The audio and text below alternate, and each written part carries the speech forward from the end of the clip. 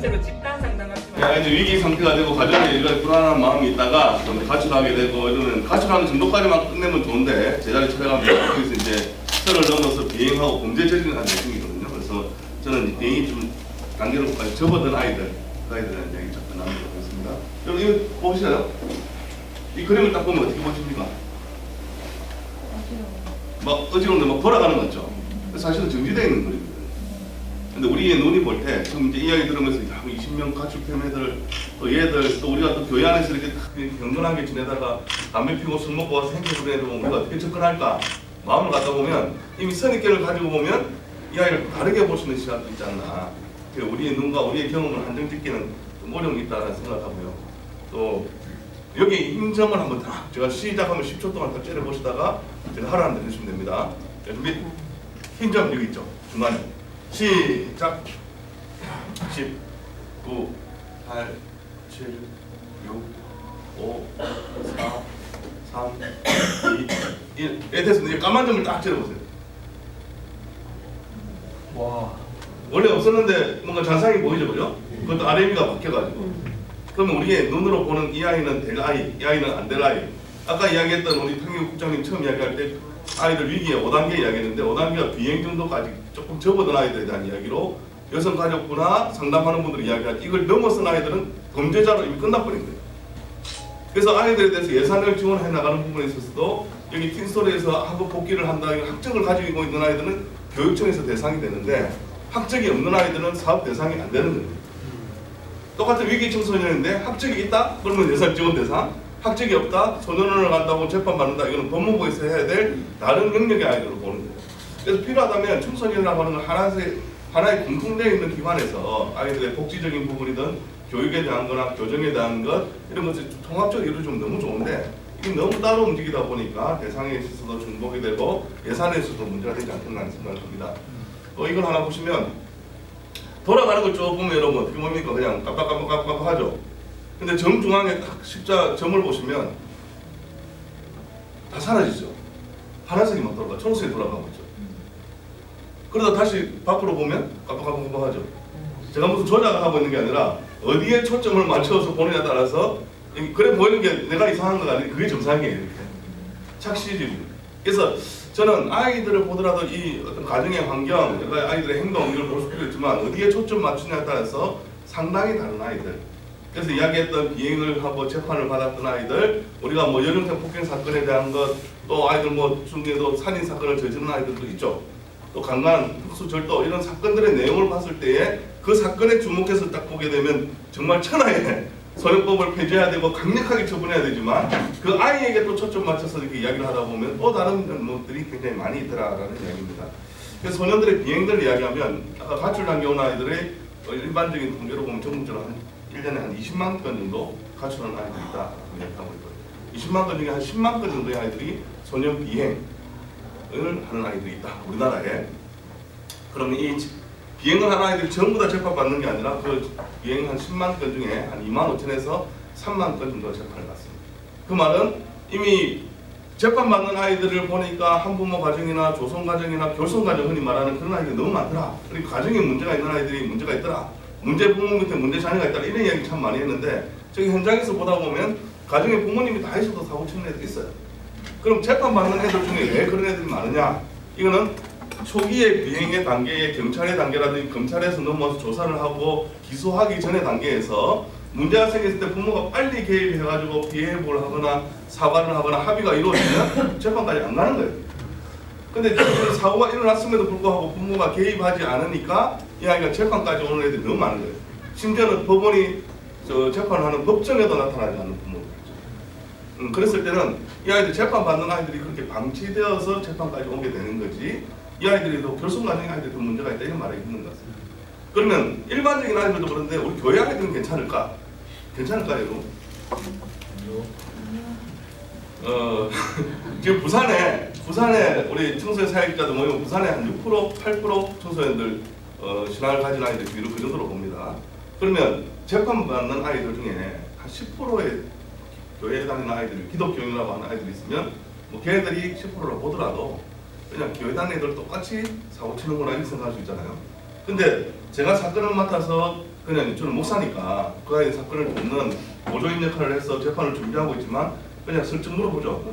종교가 있나? 물어보면 기독교, 저 교회 다니는데요, 기독교인데요라고 말하는 애들이 한 20%, 25%는 됩니다.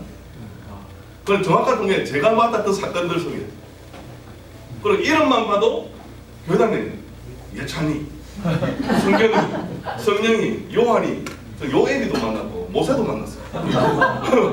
예?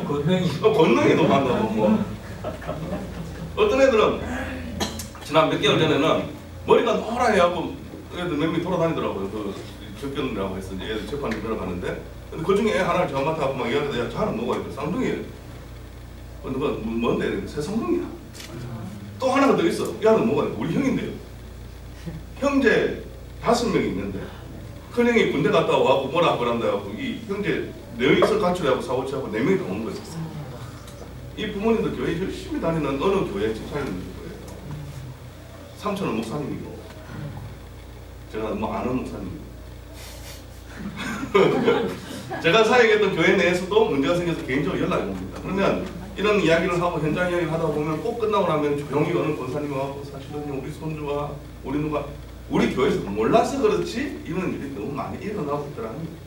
그래서 교회가 위기 청소년 사역이 이제 교회가 관심 가져야 되는 게 아니라 우리 교회 아이들이 지금 위기 청소년이 되고 있어요. 그래서 교회 주일날 우리가 잠깐 만나니까 앉아 있어서 끝나는 문제가 아니라 너무 많이 있어요. 그 교회 내에서 일어나는 일들로 있습니다. 어떤 한 교회에서 예배 후에 아이들이 집단적으로 하나로 폭행을 했어요. 그걸 재판 받는데 구성이 묘해요. 남자도 있고 여자도 있고 학년도 중학생이 있고 고등학생이 다 있어요.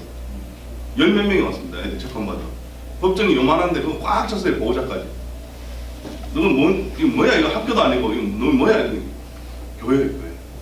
애 하나 마음에 안 든다고 예배 끝난 오전부터 저녁 6시까지 아이들 입고 저거 데리고 다니면서 구타했던 폭행했던 그 부모님들끼리 만나면 같은 전도에서 만나는 분들 알겠어요?